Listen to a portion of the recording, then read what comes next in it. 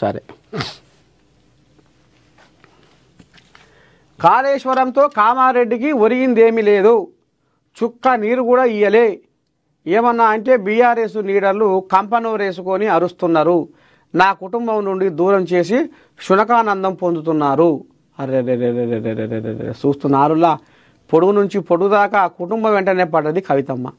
కాళేశ్వరం ప్రాజెక్టుతో నిజామాబాదు కామారెడ్డి జిల్లాలకు ఒరిగిందేమీ లేదని తెలంగాణ జాగృతి అధ్యక్షురాలు కల్వకుంట్ల కవిత షాకింగ్ కామెంట్స్ చేసిరట.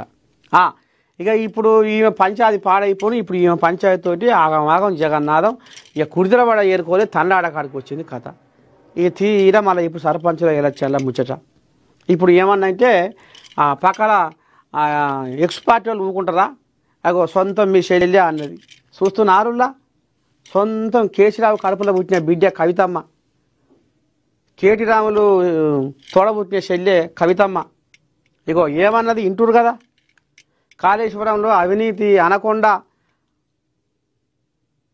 దోసుక తిన్నారు పీల్చుక తిన్నారు అని నిన్నమన చెప్పింది. ఇగో ఇప్పుడు కూడా మళ్ళా ఇగో ఈ రకంగా కవితమ్మ మళ్ళా ఉన్న బండారం అంతా బయట పెడుతుంది అనేది ఇప్పుడు రేపు మరి వాళ్ళకు ఎక్స్పర్ట్లకు సందు ఇచ్చే వ్యవహారమే ఉన్నదని ఇప్పుడు బీఆర్ఎస్ కోల్యాగారు కుడిదలబడ ఏరుకోలే తనలాడుతున్నట.